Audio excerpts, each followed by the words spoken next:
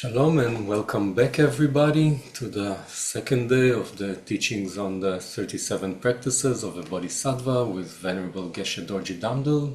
I'm David with the Dharma Friends of Israel, and Ben is also co-hosting with me.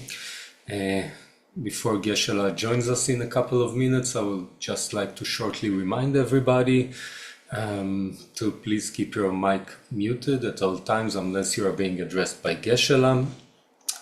All of these teachings are being streamed live on Dharma Friends of Israel YouTube channel as well, and they're available for review at the course's designated playlist. As we did yesterday, we'll have two classes today with a break of 1 hour in between, so the teaching will end at about 2:30 p.m. Israel time or 5 p.m. India time. And since Geshe likes to have interactive sessions, please leave your camera on. And personally, I think it creates more of a real class atmosphere and a sense of togetherness. So I really invite everybody to be present with your camera on and your mic off.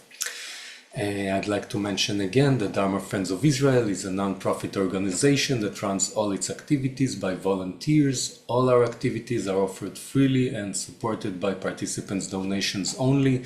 So we encourage you to practice generosity and to take part in making it possible for us to continue our activities that are totally dependent on your support. As always, whatever is left after covering the expenses of this event will be offered to our teacher as a token of our deep appreciation and gratefulness. So please see the details on how to donate in the chat box. Ben will post a link. So thank you. We really appreciate your donations. And Geshe will join us shortly. Thank you.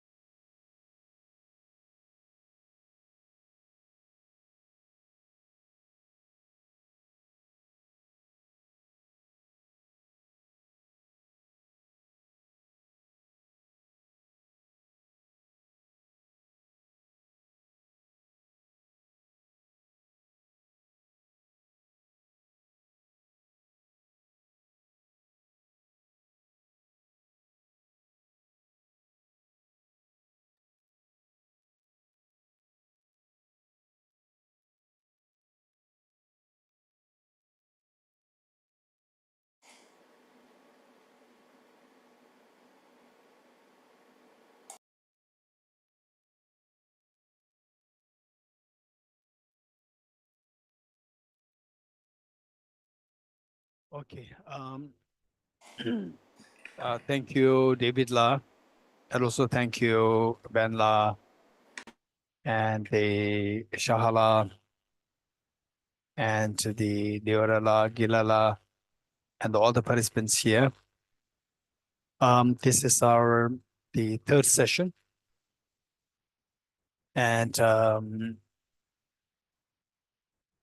so what we do is that the first we will, of course, setting proper motivation, then followed by the Davidla reciting the prayers. While Davidla leads the prayers, we all will take part in this, and then followed by um, breathing meditation or shamatha meditation, and followed by the teaching. So this is what we're going to do, and as a part of setting the proper motivation, let us let us visualize Buddha Shakyamuni, His Holiness the Dalai Lama, the surrounded by all the Buddhist Bodhisattvas in the space in front of us. And particularly the manner in which you visualize them, that they are so loving, caring, and embracing. And you could literally feel like as a small child in front of your parents, how relaxing you feel, how comfortable you feel, how secure you feel. And if this is what you can do, your refuge will be strengthened. And the refuge plays a very important role to be connected with the triple gem in the future lifetimes as well. And then continually receive blessings in the form of the wisdom of emptiness and bodhicitta, 6 perfections. Likewise, visualize your two parents and all your family members, including children, and all demons and shimmies with you, where they are like your children, and children, extremely vulnerable children, and you are like the mother. And you showering all your love and affection and embrace to each and every sentient being with so much love and affection. And the purpose of the today teaching is to awaken the seed of perfection that exists within each one of us, referred to as the Buddha nature. And how to awaken this is by eradicating mental defilements. And to remove the mental defilements, we need to resort to a very powerful remedy, which is the wisdom of emptiness, which would help us to wake up from the sleep of ignorance. And meanwhile, the desire, aspiration to wake up, it must be very strong. Otherwise, it is like we continuously being sucked up in the sleep. Though we want to get out of this, but we're constantly being sucked up in the sleep, and you can hardly open your eyes. So very strong motivation is required. The greatest of the motivation, which is bodhicitta. And to what extent is bodhicitta is determined by the compassion, the practice of compassion, which in turn depends on the degree of the renunciation. So with this in the mind, let us invoke, be it superficial, it doesn't matter. Let us invoke the Bodhicitta spirit. May I become Buddha for the benefit of all demons and sentient beings.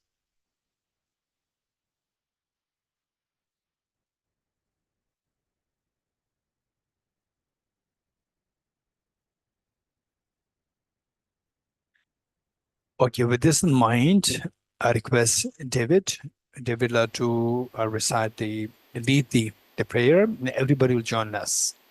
Thank you, Geshe.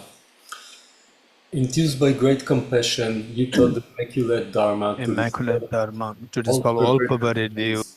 To you, the Buddha Gautama, I pay homage. Enthused by great compassion, you taught the Immaculate Dharma to dispel all perverted views. To you, the Buddha Gautama, I pay homage.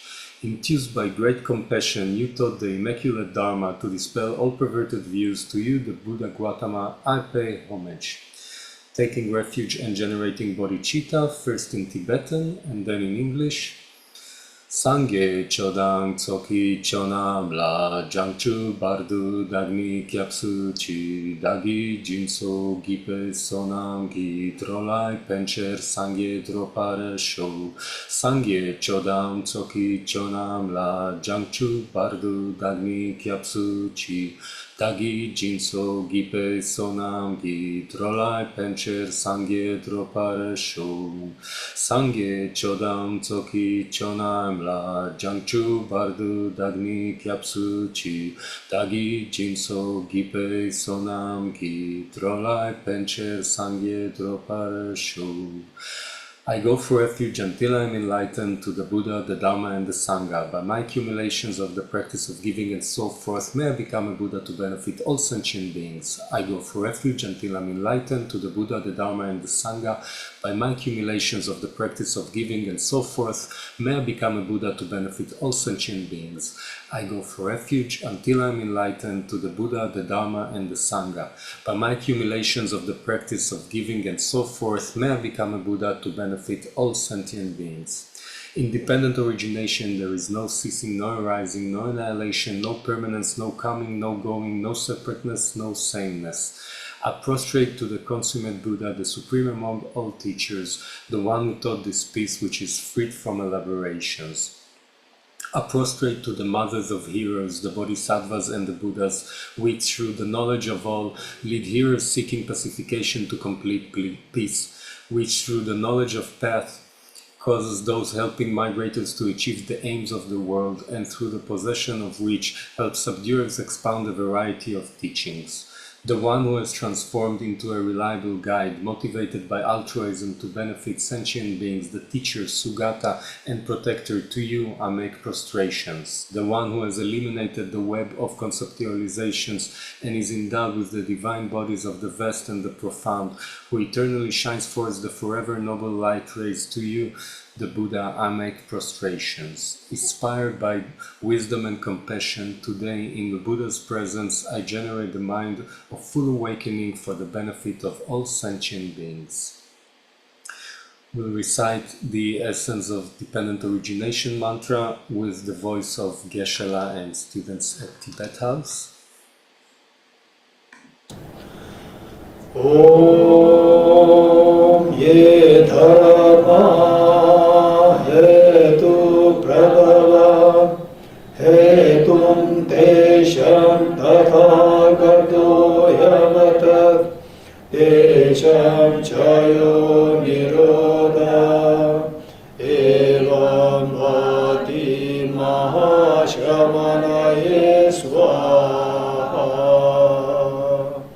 Om ye dharma hetu prabhava hetum tesham tathagato yavatat tesham chayo nirodha evam vati mahashramanaye swaha. Om ye dharma hetu prabhava hetum tesham tathagato yavatat tesham chayo nirodha evam vati mahashramanaye swaha. The meaning of the mantra: all phenomena arise from causes. The causes are taught by the Tathagata. The cessation of the causes as well is taught by the Great Seer. Profound, peaceful, elaboration-free, clear light and non-composite, such is the nectar-light Dharma I have discovered. Finding no one to fathom this teaching, in silence I will retire into the woods.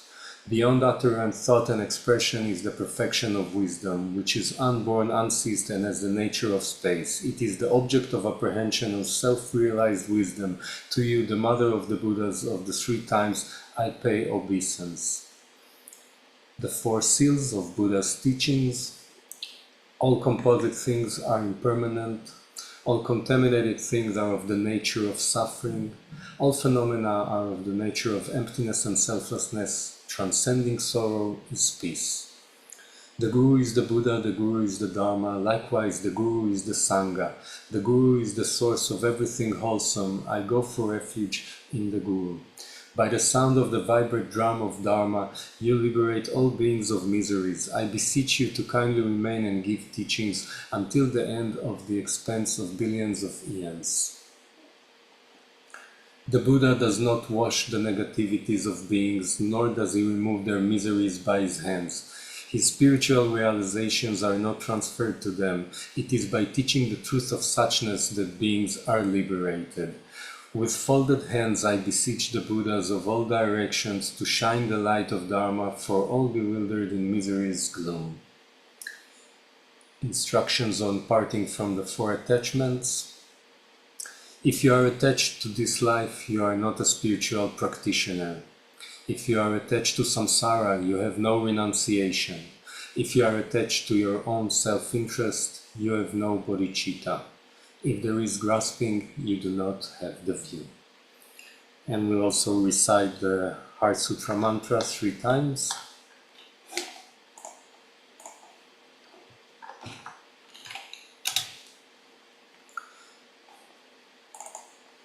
Teata Om Gate Gate Aragate Arasamgate Bodhisvatyata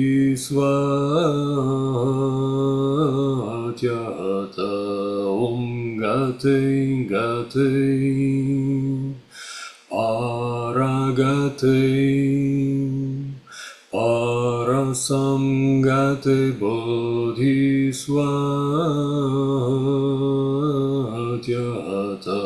Om Gate Gate Paragate Parasamgate Bodhisvatyata.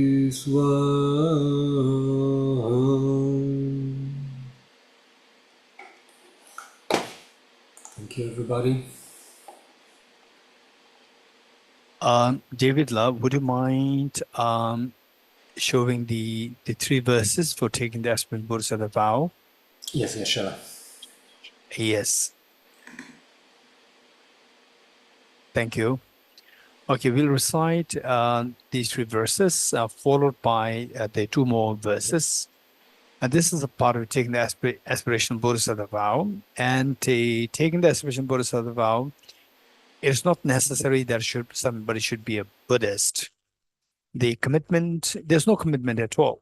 And for the actual Bodhisattva vow, there are commitments. So to take the actual Bodhisattva vow, one really needs to take it seriously, that you have at least some experience of what we can call as a transcendental compassion, which means compassion which is different from what naturally comes to us, which is more expansive through practice. In other words, our practice should precede that experience of the compassion, which is very different from how otherwise naturally arise in us, and then you can take, you're entitled to take the full-fledged Bodhisattva vow. Whereas for the aspiration Bodhisattva vow, as long as you come to yourself that I'll try to help others to the best I can. If not, at least I'll not harm others. This much. If you can commit yourself, you're entitled to take this aspirant Bodhisattva vow. It's not necessary that you should be a Buddhist. Okay, so with this mind wholeheartedly, let us invoke the blessings of all the Buddhas, Bodhisattvas, Buddha Shakyamuni, Sunasat, Dalai Lama, and all the beings are with you, and you are leading this practice, and you are inspiring everybody to join you, and everybody that they actually join you in this practice of take the aspiration Bodhisattva vow. So with this mind, even though it can be very superficial, it doesn't matter. This is how we engage in the practice, the meaning of the practice. So when you learn the music, learn to play the keyboard, first you mimic your teachers, still there's no music coming out. It's just a noise. Then over constant practice, then the earlier what otherwise they used to come out as a noise, eventually will become music, beautiful music. So this is the meaning of the practice. Initially, what we are going to recite may not really resonate with your natural thinking. Your natural thinking will be driven by selfishness. And the indication is that we just see that if your mind flows with these words, you see that there's something frictional, the factor involved. So this is an indication that we require more practice. So this is part of practice. Ready? I go for refuge to the triple gem. I confess the negativities individually. I rejoice in the virtues of all the beings. I hold the precious Buddhahood in my heart. I go for refuge until I'm enlightened to the Buddha, the Dharma, and the Supreme Sangha. I generate the mind of Bodhicitta to resolutely accomplish the aims of others myself. Having generated the mind of supreme enlightenment, I invite all sentient beings to be my guests and shall engage in the delightful and excellent practices of full enlightenment. May I become Buddha to benefit all sentient beings. I go for refuge to the triple gem. I confess the negativities individually. I rejoice in the virtues of all the beings. I hold the precious Buddha in my heart. I go for refuge until I'm enlightened to the Buddha, the Dharma, and the Supreme Sangha. I generate the mind of bodhicitta to resolutely accomplish the aims of others myself. Having generated the mind of supreme enlightenment, I invite all sentient beings to be my guests and shall engage in the delightful and excellent practices of full enlightenment. May I become Buddha to benefit all sentient beings. I go for refuge to the triple gem. I confess the negativities individually. I rejoice in the virtues of all the beings. I hold the precious Buddha in my heart. I go for refuge until I'm enlightened to the Buddha, the Dharma, and the Supreme Sangha. I generate the mind of bodhicitta to resolutely accomplish the aims of others myself. Having generated the mind of supreme enlightenment, I invite all sentient beings to be my guests and shall engage in that delightful and excellent practice of full enlightenment. May I become Buddha to benefit all sentient beings. Gurus, Buddhas, and Bodhisattvas, please be here to me. Just as the previous Buddhas have generated the mind of bodhicitta, and just as they successfully dwelt in the Bodhisattva practices, likewise for the benefit of all sentient beings, I will generate the mind of bodhicitta, and likewise shall I too successfully train the Bodhisattva practices. Gurus, Buddhas, and Bodhisattvas, please be here to me. Just as the previous Buddhas have generated the mind of bodhicitta, and just as they successfully dwelt in the Bodhisattva practices, likewise for the benefit of all sentient beings, I will generate the mind of bodhicitta, and likewise shall I too successfully train the Bodhisattva practices. Gurus, Buddhas, and Bodhisattvas, please be here to me. Just as the previous Buddhas have generated the mind of bodhicitta, and just as they successfully dwell in the Bodhisattva practices, likewise for the benefit of all sentient beings, I will generate the mind of bodhicitta, and likewise shall I too successfully train the Bodhisattva practices.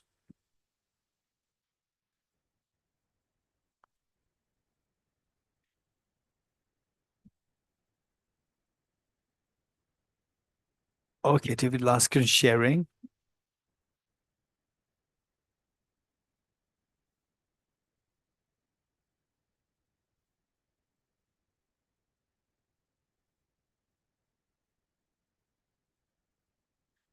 Okay, we were done with verse number 12.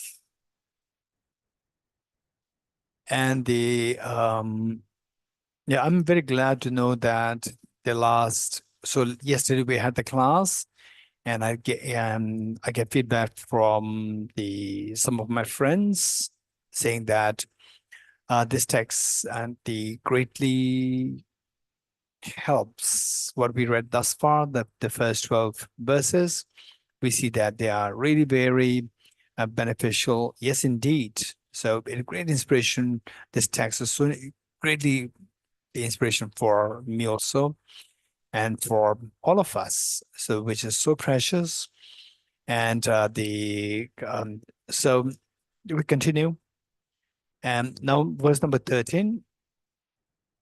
So what we said yesterday was that finally our job, so the Dharma practice, on the one hand, we said is a vast subject.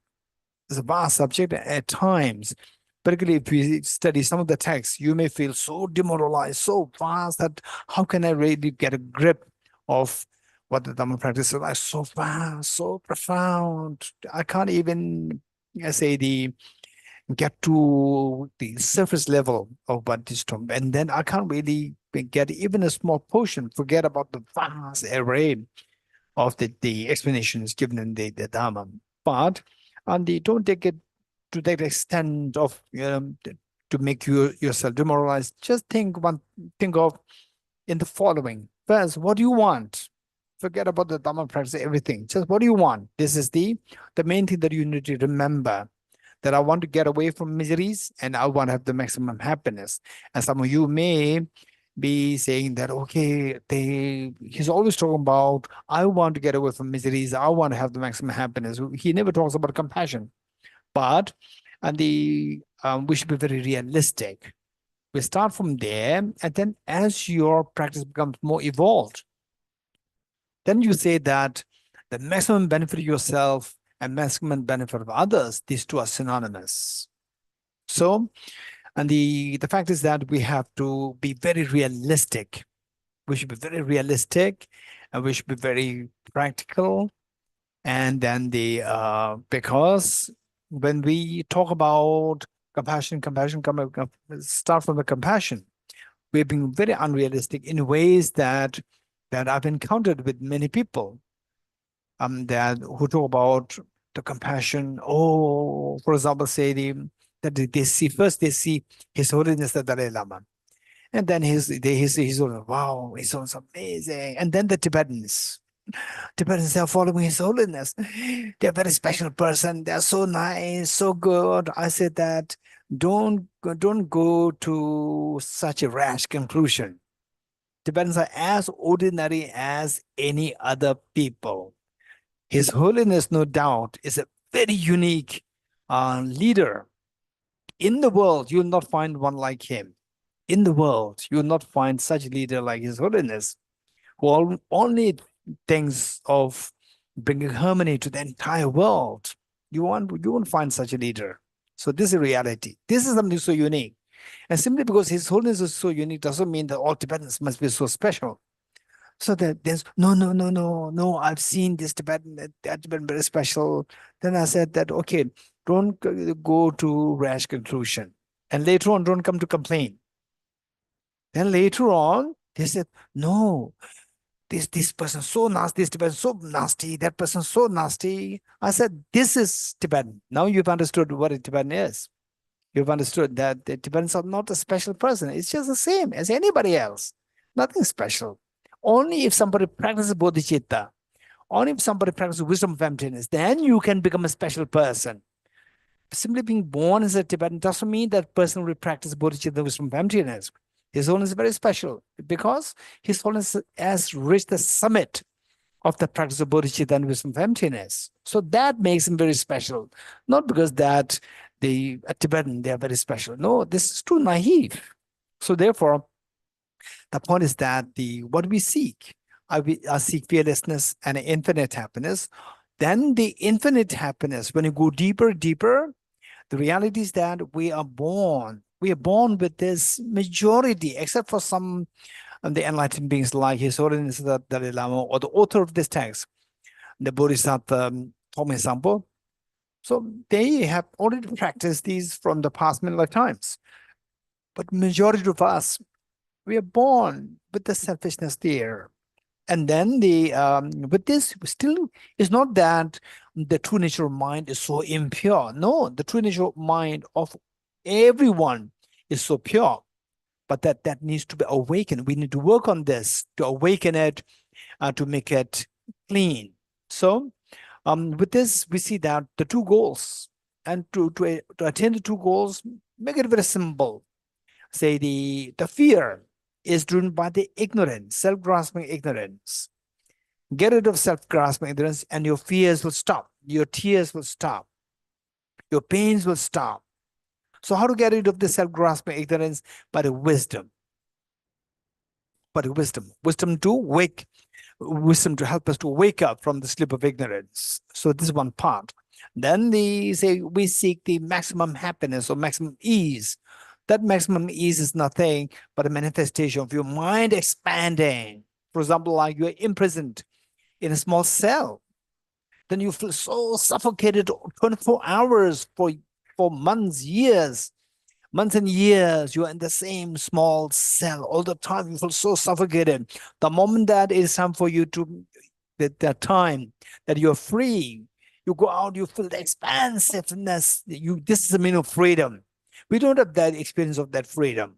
So those people who actually have the experience of being in a prison, in a very small space. Suddenly you end up in a vast place, very expansive, beautiful place. Then you feel the expansiveness.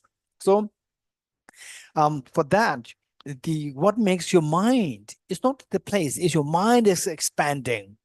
And your mind expands. In space is fine, but with the beings, people, what makes your mind expand to the people? Your compassion. And depending on what level of compassion towards your family members, compassion towards your, say, just see to what extent. The wise people will expand it as much as possible because they want the maximum happiness. So the secret of the maximum happiness is the universal compassion.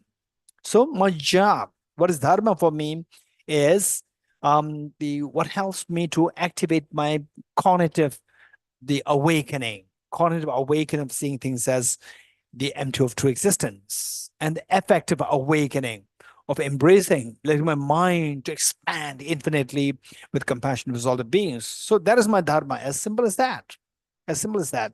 Now, once you know this, then the details, you have something to hold on to. Okay, now I know what is dharma is. So even though all these hundreds of books there stacked, which have very sophisticated concepts, I'm so demoralized. Don't worry, I have something to hold on to. I should practice compassion and I should practice the wisdom of emptiness. Then meanwhile, we don't just stay there and keep growing. You have something to hold on to. Once you have something to hold on to, then when you swim, and then if you're getting lost somewhere, again you feel demoralized, again go back to the main thing that is in your mind. Okay, what I seek is the fearless and infinite happiness. And then how these two can be achieved is by the wisdom to wake me up from the sleep of ignorance, and the universal compassion to make my mind expand with ease. So these two. So you go to and fro, and then keep expanding. You see that as your Buddha nature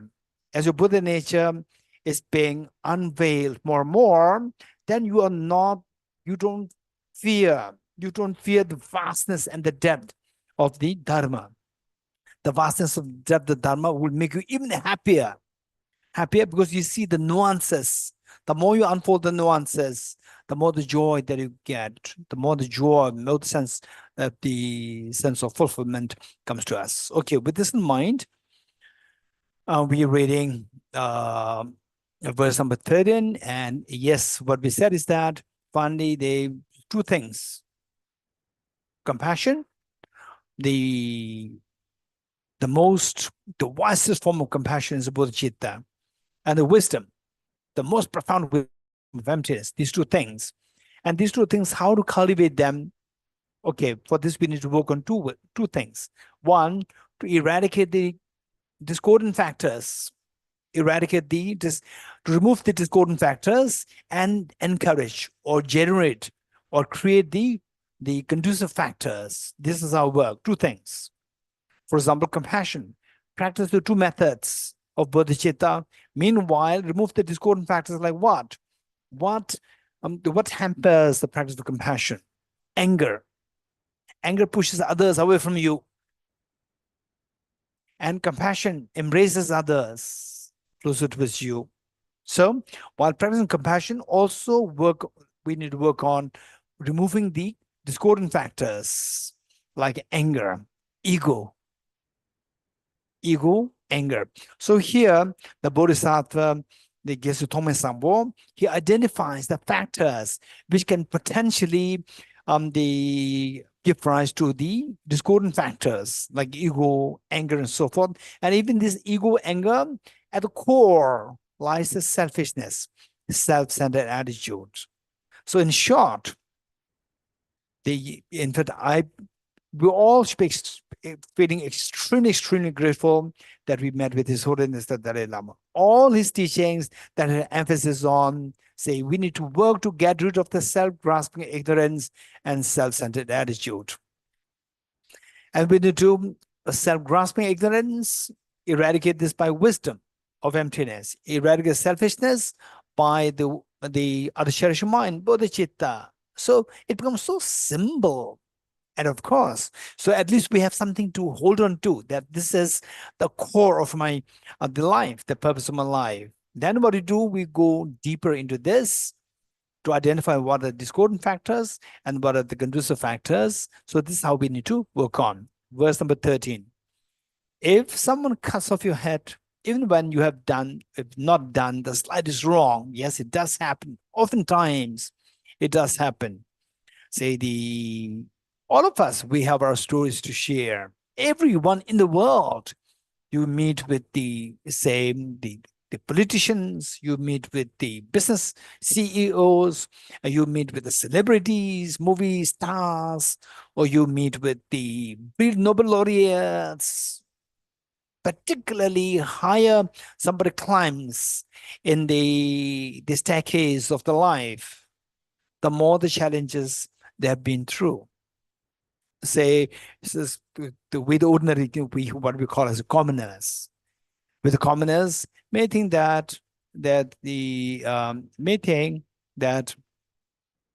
okay, so some people who are born in the royal families, oh, they have everything. No, they have their own problem. They have their own problem. In fact, what they may look so exotic, appearance-wise, so exotic. Oh, they have servants, and they have the limousine car, whatnot.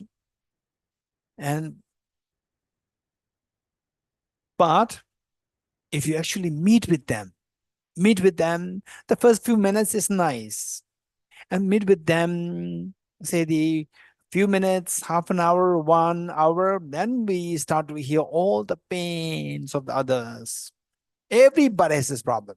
So I shared this yesterday, I think, if I'm not confused with other class, that somebody was expressing his or her grievance to me about the life. Then I was giving some of my thoughts, okay, how to tackle this, that, and then came to the problem in general, family problems and so forth. Like I said, that this is with everybody. If you really want to get away from this, practice bodhicitta, practice wisdom emptiness. Only then you'll be protected. Otherwise, nobody can protect you from these problems, the basic human problems. Nobody can protect you.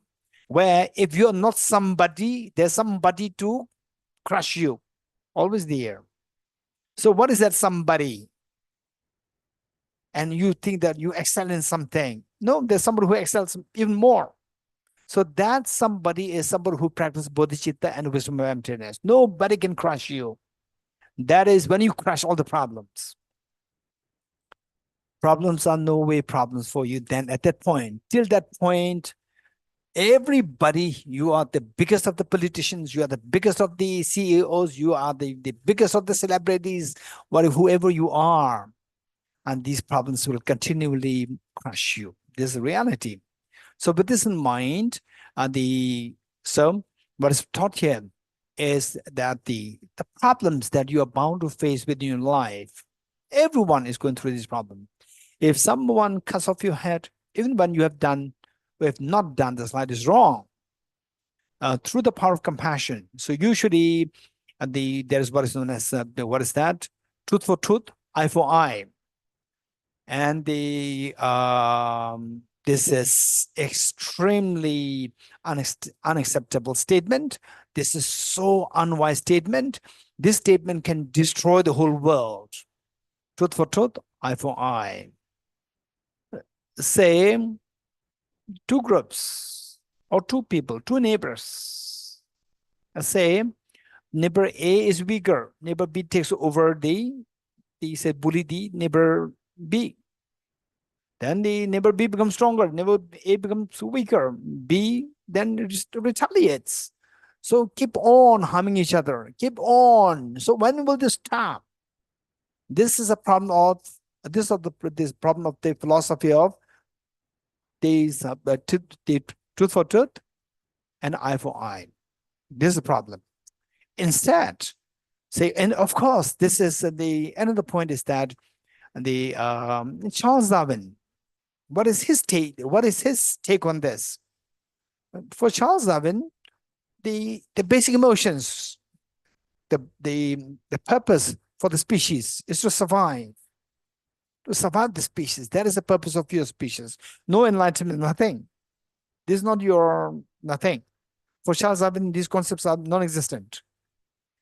Survival of the species, that's all purpose. For the survival of the species, what you want is that they say the survival of the fittest. You should be fit. What do you mean by fit? Fit means that somebody comes to destroy you, you should attack them. Somebody who's more powerful come to destroy you, run away. Fear required. And then you require the basic necessities for survival. You require attachment to gather these factors. And so anger required to push the non-conducive factors, and fear required to run away from the bigger threats. So this is the principle of the survival of the fittest. This is Charles Darwin's take. But the Buddha said something very different. If this is how we survive, we have to continuously live in fear. And why should we have to live in fear? And not only you, your next generation, next generation, continuously there's going to be fear. You guarantee that everybody has to live in fear. But this is not the solution. The real solution is that win-win, not temporary win and temporary loss, win-win. So temporary win is actually a loss on both sides. So whereas the Buddha approached something very different. So finally, say it's not about external happiness, external miseries, final experience of miseries and happiness is all about internal. While the internal is to be taken care of or to be unveiled, we need to take care of the external. Once the internal is taken care of fully, external will not matter at all. So this is what we need to remember.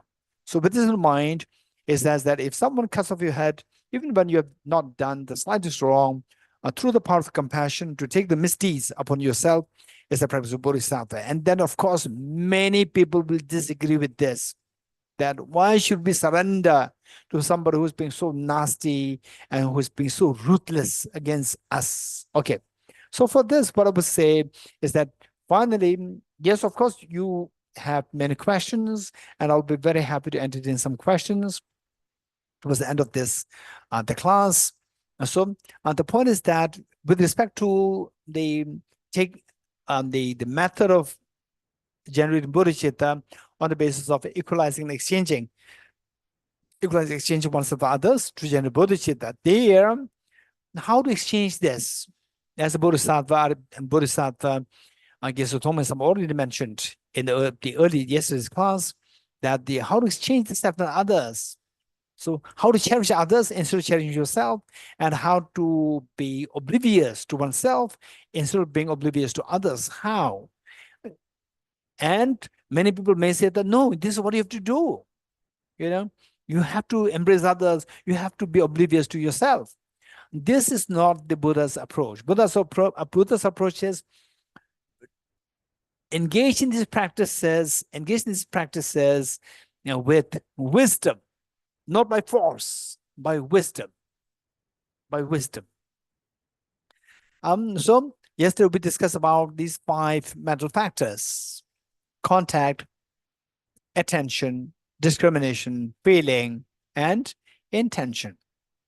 So these 5 mental factors. With these 5 mental factors, finally, to embrace everybody is on the intention level. The intention to embrace everybody, not to reject others. But that person so nasty towards me, so cruel, ruthless to me. So how can I embrace? Okay, ruthless to you. What do you mean by ruthless? That this person is harming me. So which means that you are harmed. You are harmed. Yes, you felt the harm. So actually, nobody can harm you. You have the seed of perfection within you, but you are harmed. Why you are harmed? Because that there's something there within you which is against your Buddha nature, which pulls, which attracts the harm. What is that? Selfishness. If the selfishness is removed, nobody can harm you. Nobody can harm you. It is like small children, they can harm each other, they can fight, they can be, but the elders, having the greater wisdom, greater knowledge, experience, the small children, they cannot harm the elders because they have the greater wisdom. So therefore, those beings who have the wisdom to eradicate this selfishness, they cannot be harmed by anybody. Your peace of mind is guaranteed. So with this in mind, all these teachings, they're identifying, helping us to identify why we have to exchange the self for others, why we have to cherish others, and why to be oblivious to the self. It's not that, okay, now from today on, I'll not take care of myself. Take care of yourself. Take care of yourself. Take care of your family. Take care of your nation. Take care of the world. Take care of all the sentient beings. Take care. But what do you mean take care? The best way by which to take care of yourself and everyone is by getting rid of the selfishness, self-centered attitude, because that is the one which attracts the harms. This makes you to define somebody as a perpetrator or the culprit or the nasty person. So the point is that if you identify that finally I attract the harm because of my selfishness, then you see that the final selfishness with me, and for this you can also experiment it. You practice it, and at times just let go of your selfishness and help others. You can go a little out of your way to help others. Help others, and then see what is that sense of. In fact, these are things that you can actually experience, where you go to help somebody else, otherwise you would not do, by listening to these teachings, by reading these amazingly great legacies of Geshe Thome Sampo, and you try to practice to help somebody else. And then after that, just observe your mind, particularly on the level of the feeling. Number 4 of the 5 omnipresent mental factors. Number 4, just observe your feeling. What is that like? The feeling is so beautiful, amazingly beautiful. In fact, if you practice like this, Bodhisattva, the great Indian master, Acharya Chandrakirti, in his text, what he said is that he compared the Arhat, meaning somebody who's attained personal liberation, versus a Bodhisattva. Bodhisattva, and who is the desirous of becoming Buddha for the benefit of sentient beings. And the Arhat was meditating in the direct realization of the wisdom of emptiness. Meditated on this, and then attained nirvana, liberation from samsara. And the bliss of the liberation is being experienced. Versus a Bodhisattva who was just sitting idly in the room and hear a cry from outside, asking for some food. A beggar with a cry, asking for food. Please give me something to eat. I'm hungry. The Bodhisattva, hearing this cry of somebody, the joy that he gets, that now I get the opportunity to help somebody. That joy, Acharya Chandrakirti compares to 2 joys. The joy the Bodhisattva gets simply by hearing the cry of somebody asking for food, versus the Arhat, just abiding in this meditative, profound experience of the emptiness, meditation, to actually experience the bliss of the freedom from samsara. Comparing the 2, Acharya Chandrakirti said that the bliss or the joy the Bodhisattva gets is far, far what excels the bliss of the nirvana the Arhat is experiencing. So try this in your real life. Just see, you may not take a drastic step. You can take some step, like step 1, step 2, and then see what's it like. Not from 0 to 100, 0 to 5, 0 to 6, 7, take a small step to help others. And then what is the feeling like? From there, you can conjecture that if I can really take to like 60%, 70%, 80% move, then the feeling of the joy and the feeling of the calmness that I get can be simply multiplied, which means that in the process of doing that, you are actually combating the discordant factor, which is a self-centered attitude. As you remove that, then the true nature of your mind becomes manifest. What's the true nature of mind? Fearlessness and infinite happiness. So whereas we get the feeling that, oh, this person harming me, we should, fight with this person. I must teach a lesson to this person. So these thoughts come to us. Who is making us to speak like this or think like this? Our self-centered attitude. In the process, it is creating more pain and stress in us. So, and then of course, we study these things. We don't have to jump to the conclusion that, oh, what the Bodhisattva, the Geshe Thomas said must be true. No, they're wrong. No, learn these things. Don't be quick to accept. Don't be quick to reject. Learn these things, experiment it, and when the moment you feel that it's very true, then you practice more. You don't have to preach others.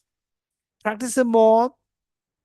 And then people can really feel that. You can feel that from you, that, okay, this person is actually saying something, and actually they say, I could feel that from that person. So you can be the best example for others. That finally, see, in fact, I'd like to share this anecdote with you. This is very important. So these things, sometimes we have to hear the real stories. Sometimes we have to see the real stories. Sometimes we have to experience the real stories so that it becomes real and alive. These teachings will become so alive. They say, in my office, so people come to meet me with appointment. And one day, one lady came, Indian lady, very educated Indian lady came. And then she introduced herself. Okay, of course, we got the information that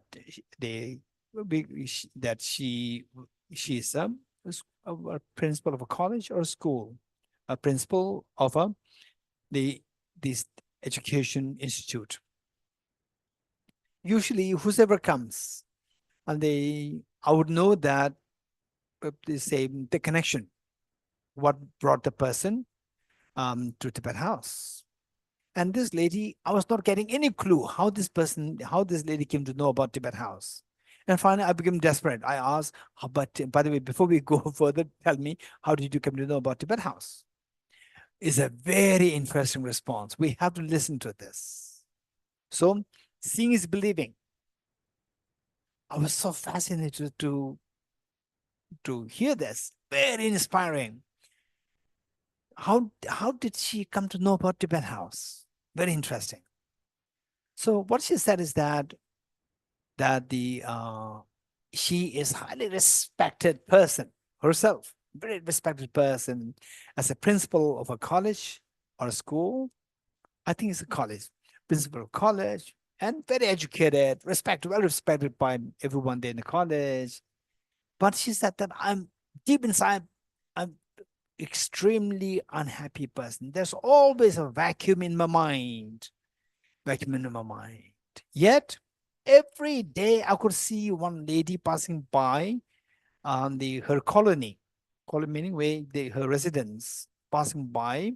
There was one lady passing by, and all these 7 years she has been observing this lady passing by, and never did she see this lady as anxious or disturbed, so calm.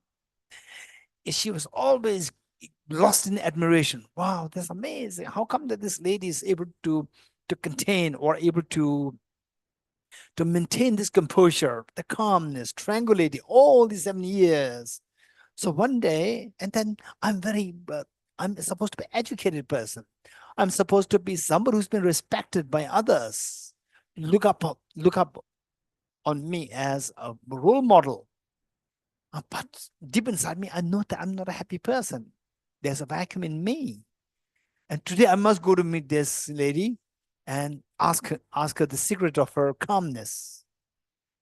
And then the lady again passed by, and she went there rushed and stopped her. May I ask you a question? Yes.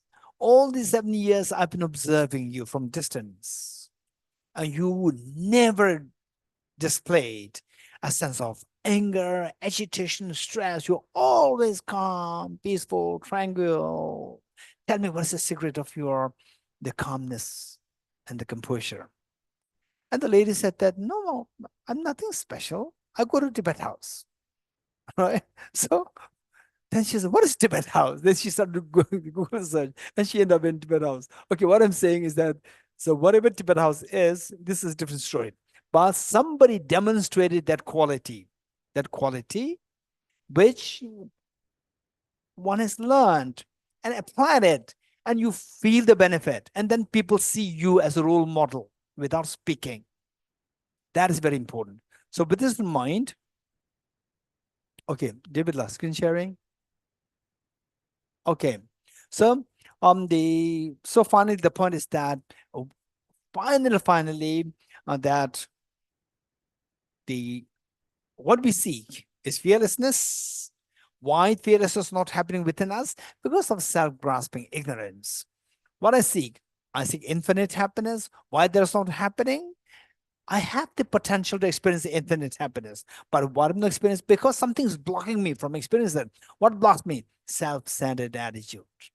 So if you can, this is what we can boil down to, that these are the two demons within me. These are the two terrorists. These are the two demons within me. Self-grasping, ignorance, self-centered attitude within me. If I'm able to exterminate these two, then the two goals are already there within me, will be unveiled. Not that I get from outside. What is inside gets unveiled. Okay. 14. Should someone slander you? Should someone slander you? Yes. Now these are the factors which can say the trigger anger within us, or trigger ego within us, which can hurt our ego. Should someone slander you by uttering divisive words, and proclaim it in the billion worlds in return? So what happens? Then your ego will be hurt. It becomes so angry, upset. In return, with a loving heart, to proclaim their good qualities is the practice of a Bodhisattva. So in return, with a loving heart, meaning that, say, somebody uses harsh words, slanderous words, and then just proclaim it to everybody to offend you. So what actually happens is that if you're offended, yes, we're going to be offended. We're going to be offended. Why? Because our ego is hurt. Because our self-centered attitude is hurt. So another point is that this self-centered attitude is the one which actually makes us feel hurt. Otherwise, say a small child, everybody is like a small child. Only those people who practice bodhicitta and the wisdom emptiness, they are really elders. They are the seniors. They are the adults. They are the mature people. Otherwise, everybody is like small children. So, for example, how will you behave if a small child comes to you, say a child like 3 years old boy or 3 years old girl, and you meet that little boy, little girl in the street, and that girl or boy says that you a stupid lady, a stupid man, right? Will you be angry? No, it's so cute. This is a small child who can hardly walk, and saying that you're a stupid person. It's so cute, because that you can see that this small child who does not know anything, and you are very mature. So you see it's a small children's game, or small children's the utterance. So likewise, all people like small children. Only when somebody practices bodhicitta, and experience something, that is an adult, mature person. Till that point, everybody, your age doesn't matter. The status doesn't matter. Celebrity, politician, CEO, it doesn't matter. We're all small children, because we all suffer. So only those people who practice bodhicitta, these are the mature people. So for them, other people, using slanderous words against you, For these mature people, these are like, small kids. It's so cute. So therefore for them, it will not affect them. Instead, they will feel compassionate. So finally, in what way compassionate? Because that this person uttering these things, I'm able to identify my disease inside me. Which disease? Self-centered attitude. That self-centered attitude manifests in the form of anger, irritation. So these are the symptoms of the self-centered attitude. Identifying the disease, remove this disease, then you are freed. Finally, it's not that there's always somebody to say nasty things towards you. For example, the Buddha, somebody who's fully enlightened. Still, there are thousands of people who are following different religions, who are fanatics. They will say bad things against the Buddha. So don't expect that you reach a level whereby everybody will stop saying bad things about you. It'll never happen, right? But why do you want everybody to stop saying bad things against you? So that I will not be offended. For that, you don't have to wait till somebody stops. Remove the self-centered attitude and you will not feel offended at all. Your peace of mind is guaranteed at all times. So your fearlessness is guaranteed. Your peace of 100% expansive peace of mind is guaranteed. So wise people will see things in a very practical sense. Unwise people, like small children, they will only look for external factors to get rid of the external factors. Wise people will think of getting rid of the internal factors. So one way by which to demarcate between the wise, evolved beings versus unwise and small, childlike, say, unevolved beings. What's the demarcate? There are so many demarcating the features. One of which is that those people who only look for outside factors, or these are the distracting factors, I have to remove this, these are conditions, I need to get this, only look for outside. These are unwise small children. They will never be happy. Forever, they will continue to suffer. For example, I look at Alexander the Great, Julius Caesar, Genghis Khan. All these, the past, the people, the invaders. So, what is today?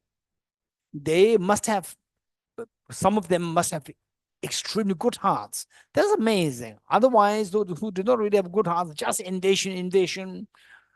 So those people, if these people see what is today, what happened to the empire today, already fragmented, and people have forgotten you. If they see that what I've done is just totally stupid.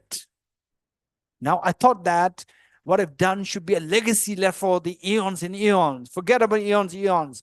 Within 500, within 800, within 1,000 years, everything's gone. People even forget my name. Only the name is left, and people may say they're backbiting over me. So this is the situation. So therefore, people who think of only looking for outside to get rid of enemies and to attract the conducive factors all the time, these are unwise small children.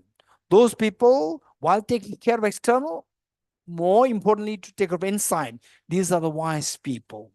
So taking care of inside, meaning to get rid of the self-centered attitude within us, to inculcate other cherishing within us. These are the wise people. Otherwise, you will never be happy. For example, if I keep on, say that, for example, with the tip of the staff, oh, that staff is wrong, I always blame out the staff. Either I have to stop working, or I'll continue with the pain, and others will have the pain, I'll have the pain, others will. So instead, you teach them how to grow. And you learn from them how to grow yourself. Not only teach, you also learn from others how to grow. So then you see that there's mutual benefit, there's a joy in both sides. These are wise people. When you try to destroy others, actually, who is speaking? Our self-centered attitude is speaking. So this is how we really need to think of very seriously. Think of that, experiment it, and then when you say, when you succeed in this to some extent, then you will value His Holiness the Dalai Lama's approach even more. Okay. 15. If in the midst of a crowd, someone exposes your hidden faults and abuses you for them, again the same.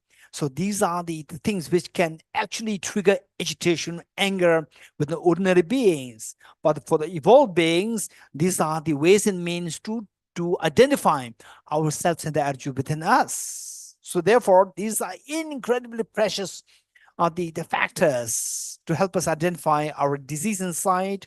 For example, like say we go for an annual medical checkup. Why do we go for an annual medical checkup?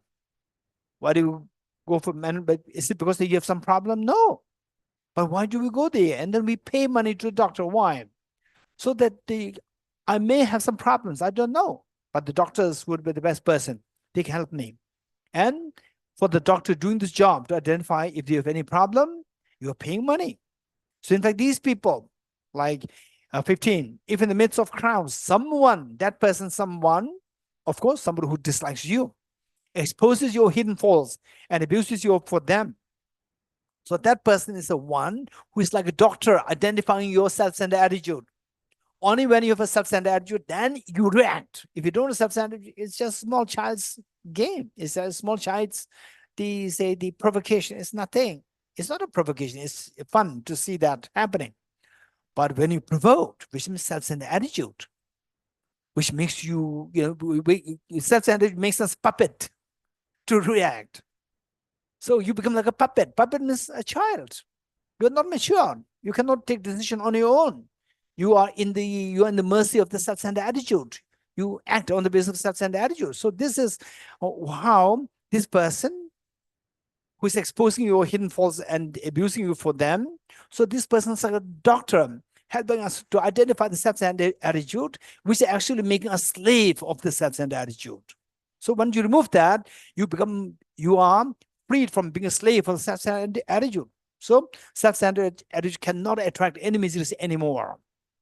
So to bow to them with respect, seeing them as a spiritual friend, is a practice of Bodhisattva. What is meant by spiritual friend? Spiritual friend here meaning the teacher. What do you mean by teacher? Teacher is somebody who teaches us what is right, what is wrong, what is to be done, what is not, what is to be discarded.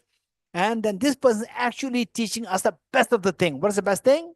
Somebody who teaches us to attain your infinite happiness, total fearlessness, and infinite. This is the greatest of the teacher. And who teaches that? Somebody who helps us to identify those factors which stop us from attaining the fearlessness, infinite happiness. What is that? Self-centered attitude. So this is the greatest of the teacher.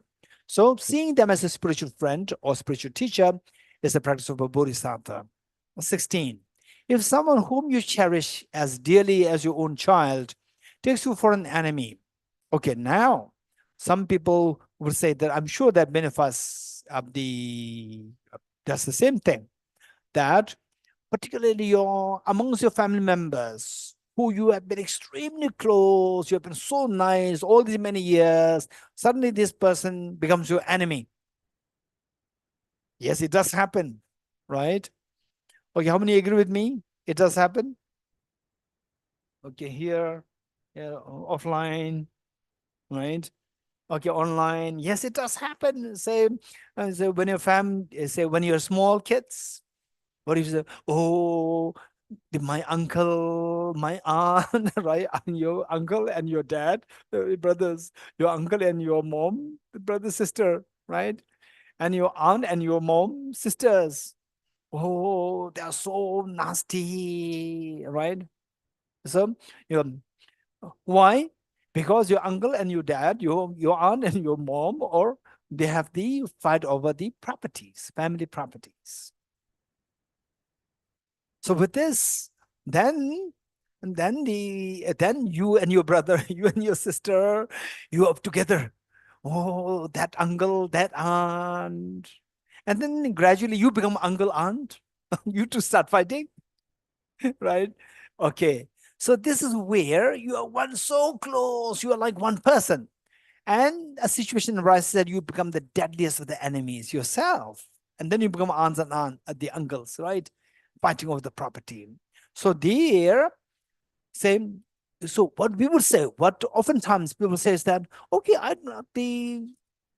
it's fine that, even if somebody who is unknown, who is my enemy, actually harms me, okay, it's fine. But my own brother is the one who I've been actually supporting, helping for all these many the years, now turning against me. That I cannot tolerate, right?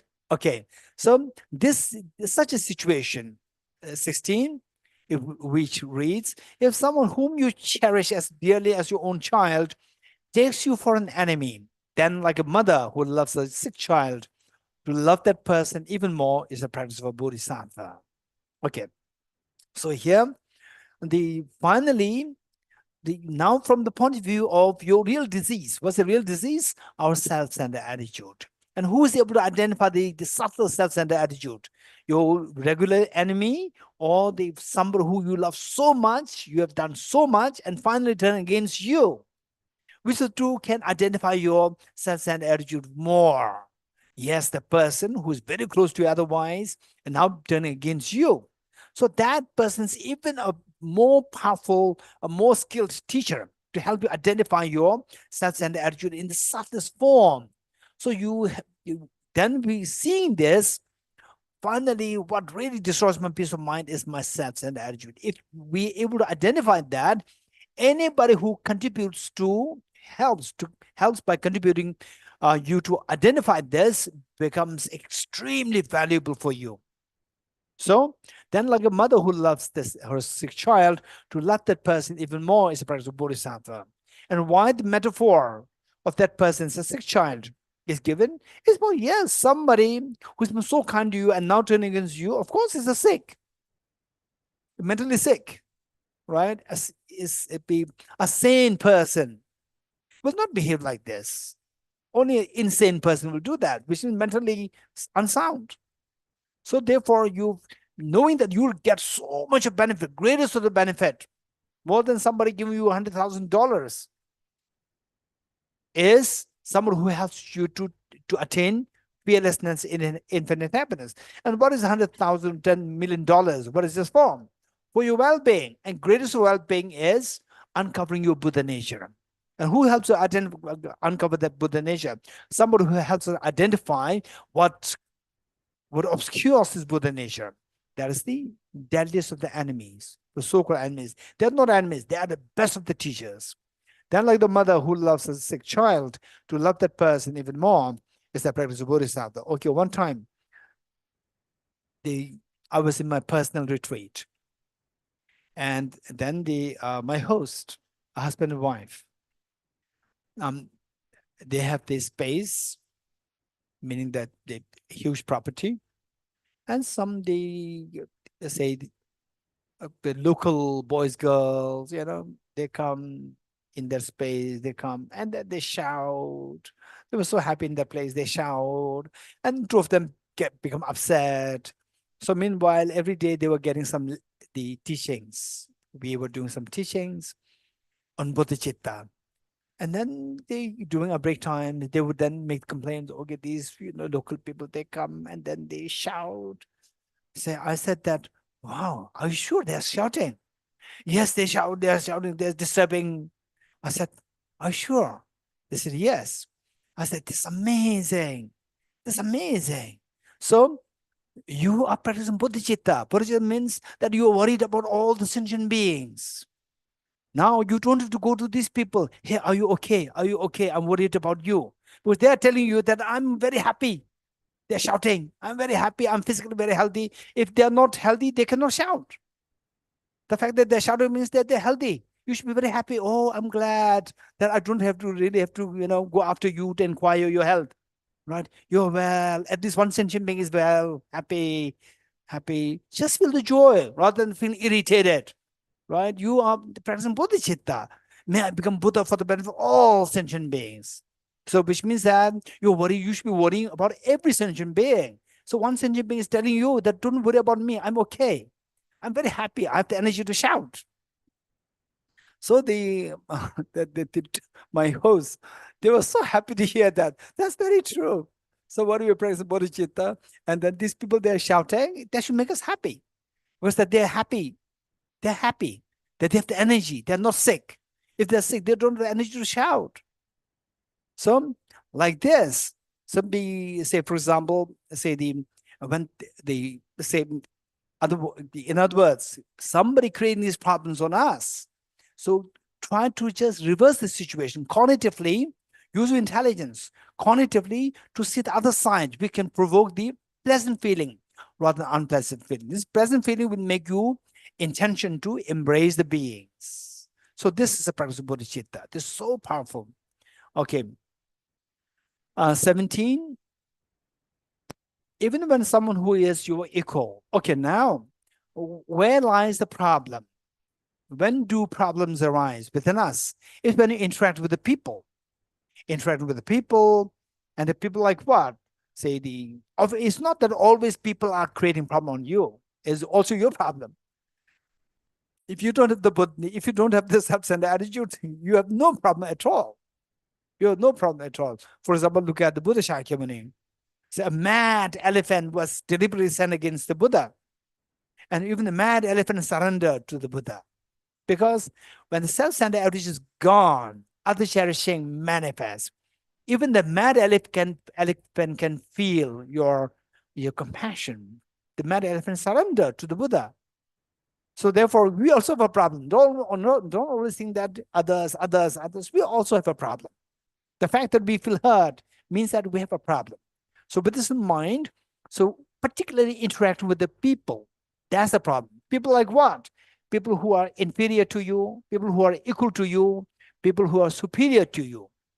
So with the inferior, we feel a sense of air of superiority. I'm somebody, arrogance. People of the say same level, then the say competition. People superior, then the jealousy. So this is what can disturb our mind. So how should we they behave under such situation? These are very practical tips given by the Bodhisattva Geshe Tome Sambod. 17. Even when someone who is your equal or inferior, driven by arrogance, seeks to disparage you, and then sometimes not that you are being disparaging others, but others disparage you. Others are jealous of you. Others look down upon you. So under such situation, how should we behave? Even when someone, 17, even when someone who's your equal or inferior, driven by arrogance, seeks to disparage you or seeks to look down upon you, to place them on the crown of your head with the same respect as you would accord your guru is the practice of Bodhisattva. Why? Why place them, accord the respect to them as like that you accord to your guru? Is because that they are the real gurus. What's a guru? Guru means a teacher. Teacher is somebody who takes you from darkness to the state of the wisdom of the fearlessness and infinite happiness. How? By helping you identify your mistakes and letting you fix them and then attain those two goals. So the best of that person to be classified as your guru is those people who actually give you the opportunity to see experientially, to see that self-centered is just still there within us. So these are the real gurus. So therefore, those people who really feel that, find my self-centered attitude, this is one, and this must be removed. Anybody who helps me to identify them and remove them, this is my guru. If you feel that, then what is said here will make total sense. It's so valuable. And to place them on the crown of your head with the same respect as you would accord your guru is the practice of Bodhisattva. 18. Though gripped by acute poverty and constantly scorned by others, so when you are inferior in every respect, though gripped by the acute poverty and constantly scorned by others, stricken by terrible illness and possessed by evil spirits, you take upon yourself the negativities and suffering of every being, and never to get discouraged is the practice of a Bodhisattva. Okay, so what is taught here is that now you are in a situation where you are in the worst of your shape, in such a bad shape that you're infested with illness and mentally very disturbed, possessed by the evil spirits, and they say everything. There's nothing. Some say that I don't have anything to, for me to live for. I mean, I have nothing. I'm so hopeless. I'm not worth it to live alive. So this is at this time, right? So how do you take such situation? So some people who do not have this wisdom, who do not who did not come in contact with these teachings, these people take the extreme step, commit suicide, and go into deep depression. But somebody who the people who come in contact with these teachings, there's a great opportunity that when I was a little boy, I would say when I was maybe like 10, 11, 12, I was so inspired by reading His Holiness's biography, the first biography which His Holiness must have written when His Holiness was in his late 20s or early 30s. The first biography, and we must read that. My Land and My People. The first biography, My Land and My People. And second one is the Freedom in Exile. The second biography is Freedom in Exile. When I was reading the first one, which when I was the little boy, so what I was so inspired was that then His Holiness mentioned that I'm so grateful, or I'm so happy, and now I feel so happy that I was born in a simple peasant family, and then later to become a king. Why? Born in that family taught me what is the life of a commoner. If I'm not born in that family, if I'm born in a very aristocratic family, everything is well taken care of from a mundane point of view, everything well taken care of, I will not know the plight of the common people. And because of at such a young age, like age 17, 18, teenager, he introduced reformations, he introduced reforms in the Tibetan government to ease the life of the common people. Just imagine, just in his teenage, and he introduced reforms to ease the life of the common people, otherwise suffering terribly badly in those days. That's amazing. So this is what is meant by the people who are, either the naturally gifted with intelligence and smartness, or having met with these teachings, they can take this as an opportunity for their growth. So how? It says that, so all these problems, and they say these are the problems, they are the results of negative karmas. Negative karmas created by the afflictions, and afflictions driven by the self-grasping, ignorant, self-centered attitude. If I don't want these experiences in the future, I should stop negative karmas. How to stop negative karmas is by stopping the self-grasping, ignorant, the afflictions. To stop these afflictions of anger, desire, and so forth, I have to stop the masterminds of these self-grasping, ignorant, self-centered attitude. And self-centered attitude, how to stop this? By cherishing others. How to cherish others? Take the suffering, although you are suffering, but take the suffering of others on myself, so that others be freed. In the process of doing so, your negativity, your negative karmas are being washed away, purified. And then because of which, although it seems like you are taking more suffering on you, actually it's a wise way of eradicating your sufferings. Because you take suffering for others, it is challenging your self-centered attitude. Self-centered attitude is undermined. With this, the negativities associated with self-centered attitude, they are washed away. So your miseries will stop. So this is so wise approach. And superficially, when you read this on the surface level, it is in sort of very self-denial. Stricken by terrible illness and possessed by evil spirits, to take upon yourself the negatives and suffering of other beings, every being, and never to be discouraged is the practice of Bodhisattva. It is very self-denial on the surface reading. But on deeper living, deeper reading is so profound and wise, full of wise messages. Okay, 19. Though you may be famous and prominent. Okay, now when you are more, you are superior, or say you are in a good position, And then the arrogance can arise, potential arise. Under such situation, what should we do? 19. Though you may be famous and prominent, someone to whom others bow, though you amass riches like that of the god of wealth, to see that worldly splendors has no essence, and thus to be without arrogance is a practice of Bodhisattva. So I'm sure that many of you already know this, that there's an expression which says that if you want to know the true personality of the person, if you want to know the true nature of that person, right? When the person is not the financially weak, or they not in a powerful position, then the person may behave as very moderate or nice, but we really don't know the real person. If you really want to know the real person, it says that give power in the person's hand, give money in the person's hand, and then see how the person behaves. That's very true. That's very true. In fact, I have seen that in my own life. I've seen that. Otherwise, someone who's very normal, very calm, good person, suddenly you get a power, the person changes overnight. Wow, can become so arrogant. And sudden person gets wealth. Again, can become very arrogant. Oh, this is one thing which is a very some very uneasy feeling coming in you when you see such things. For example, sometimes when I was invited for some conferences, and my host would put me in some 5-star hotel and these good hotels.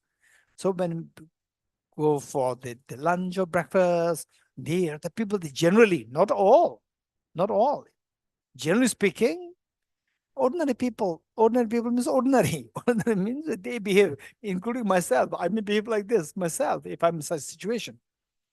That when you are in a smaller hotels, people are very nice, and then you introduce yourself. When a bigger hotels, 5-star hotel, reputed 5-star hotels, here you could feel the air, the people's air, that they are somebody. They don't even look at you, They don't even look at that you are non-existent in the planet Earth. It's not that everybody does it, but this is the nature of the ordinary human beings. When you get a feeling that after wealth, then arrogance puff up. You are inflated with the arrogance. When the power comes in your hand, again the arrogance can come. Oh, this is very dangerous. So this is how we have to test ourselves. Don't just look at somebody else, or look at this person so arrogant, look at that person so arrogant. So sometimes, right? So when you are in a situation, just observe what's the difference between you. When you are without the power, without the wealth, versus when you have the power, when you have the wealth, how do you behave? And once in my monastery, there was a young monk, and he was going to become the next main, the boss of our small the group. And because my early experiences with some others, I thought that he is otherwise very gentle, so nice. Now let me see how what he is like. I want to just observe. And then he got into the power, and he was just as same as before. So humble. I was so impressed. Wow. This is your hidden quality. He was not as good in the academic studies, philosophy studies. He's not so good. But then you get the power. Everybody's in your hand, including your senior monks. You can say anything. You can, put them to the penalty for any small mistakes. But he is just so perfect, so moderate. And when when he is in little dilemma how to manage some things, he will go to the seniors and then consult, seek their advice. He never became this being inflated with arrogance. Never. I was so impressed. So this is what it is. So these are the situations that, okay, 19 again. Though you may be famous and prominent, someone to whom others bow, though you may amass riches like that of the god of wealth, Don't give in to arrogance. To see the worldly splendors as no essence, and thus to be without arrogance is a practice of Bodhisattva. To see them as from a broader picture of which the Buddha taught us, all composite things are impermanent, including your wealth, including your power. These are all impermanent. For example, like what Alexander the Great said. In a way, I don't know the full story, full import of Alexander's life story, but the last words that he uttered, it's really like something. I'm so impressed. This is a big message for all of us. Whatever is past, I don't know. But this message is a big, big message for all of us. He's referred to as Alexander the Great. Before he died, he called his ministers and told them, you have to follow my three instructions. When I die, you do these three things. First, that the people to carry my coffin to the graveyard should be only my doctors, not anybody else. Only my doctors should be assigned to carry my coffin there. Number one. Number two, all the way from my palace to the graveyard, the road this way must be spread with the wealth that I've gathered all these many years by the wealth from all the other kingdoms, snatched from other kingdoms. Whatever I've collected, all this must be spread on the way from my palace till the graveyard. Number two. Number three, when you put my body in the coffin, make sure that my two hands, they say, are exposed out of the coffin, dangling. And the ministers, they were so confused. We thought that you're going to say something very important, but why did you say these three things? These three things are nothing. Are these to make you like the legacy of your achievement? He said, no. The first thing why I said is that however great you are, Alexander the Great, however great you are, and they say there's no escape from the death. Even your doctors cannot save you. So who is carrying the coffin? Only my doctors. Even your doctors cannot save your life. However great you are prone to die. This is one message. All of us, this is what the Buddha taught. All composite things are impermanent. All what is born will die. Alexander said it. But the Buddha taught 2,500 years ago. Then, why this wealth spread or be dispersed on the road? No matter how much wealth you've gathered, how rich you are, eventually your job is it has no value. You have to go to the graveyard. Look at this, all the wealth. And then finally, I cannot use this wealth. I end up into the graveyard. And finally, the two hands dangling out from the coffin. Why? To tell the world that however great you are, however wealthy you are, you cannot take anything with you at the time of death.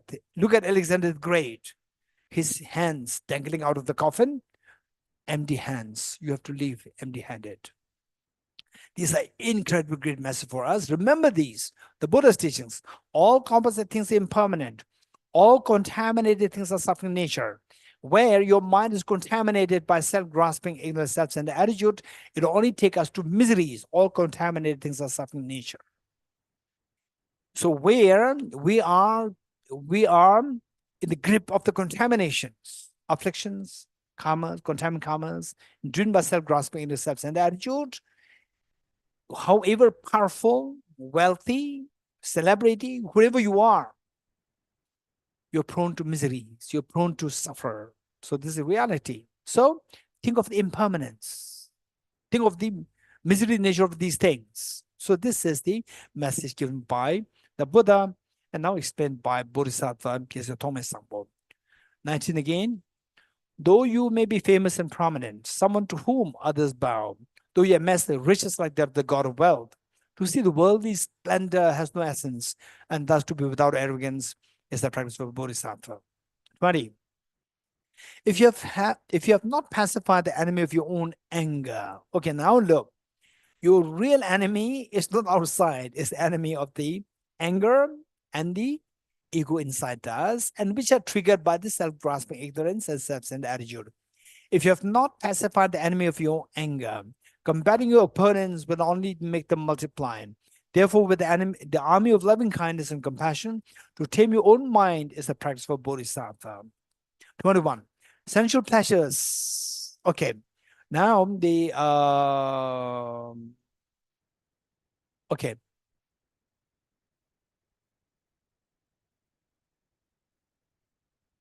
Okay.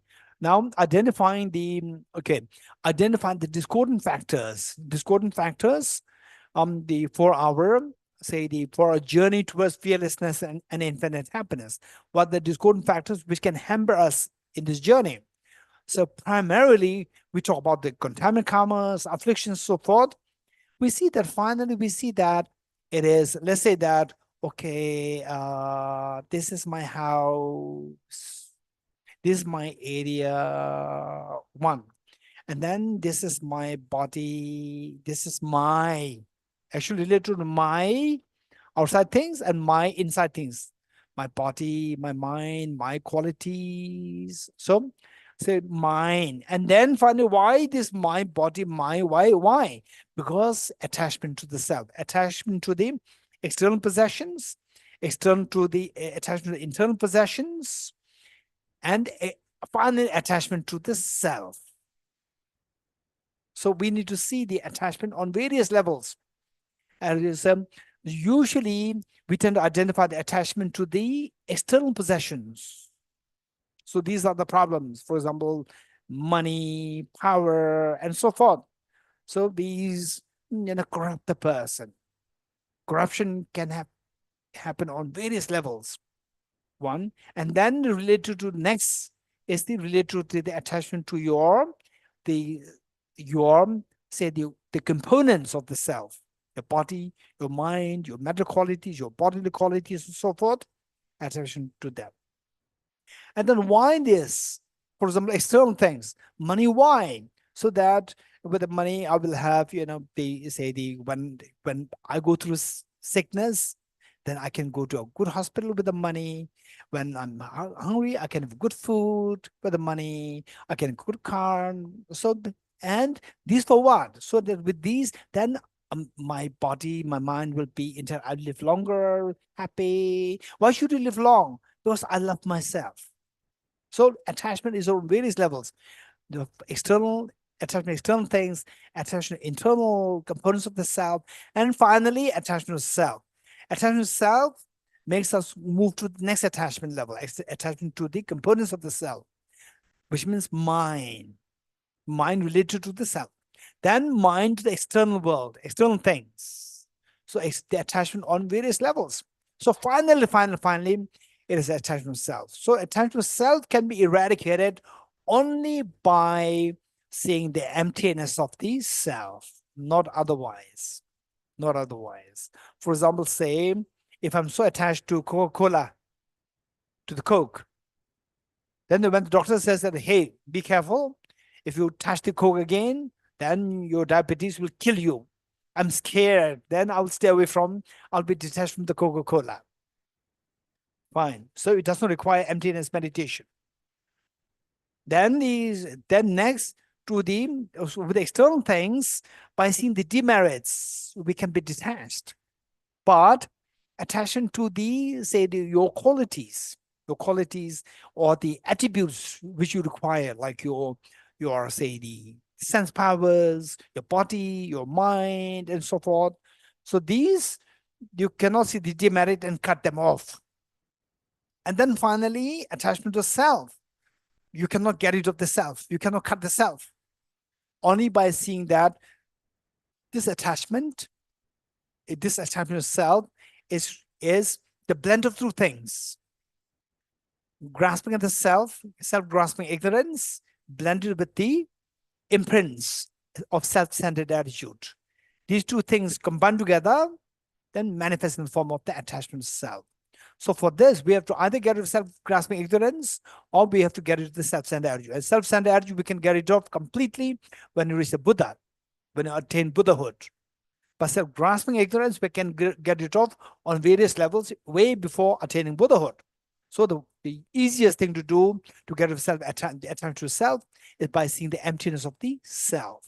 Okay, so these are 3 levels we need to remember. Then accordingly, but it doesn't mean that you have to see the emptiness of the self. Then once the attachment to self stops, attachment to the components of self will stop, attachment to the external world will stop. Of course, it is.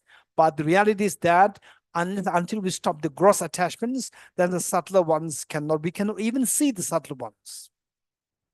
So with this in mind, 20, verse 20. If you have not pacified the enemy of your anger, combating outer opponents, okay, that we have already read it. The 21. Sensual pleasures are like attachment to the sensual pleasures are like salt water.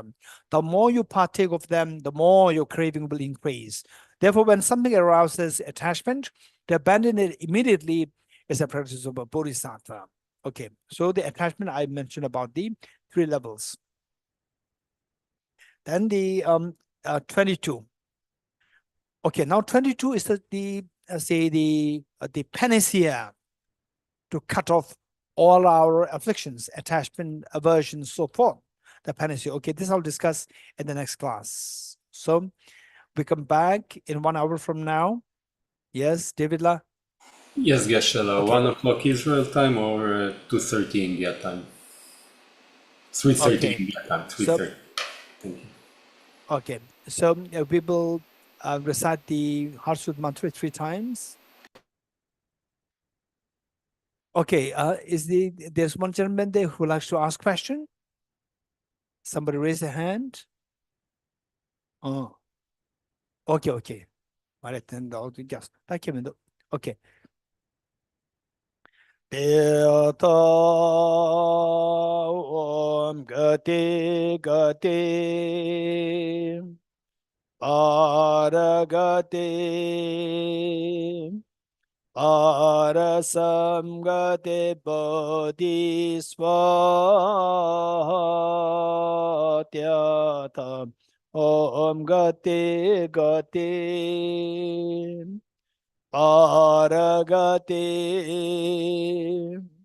Parasamgate Bodhisvatyata Om Gati Gati Paragati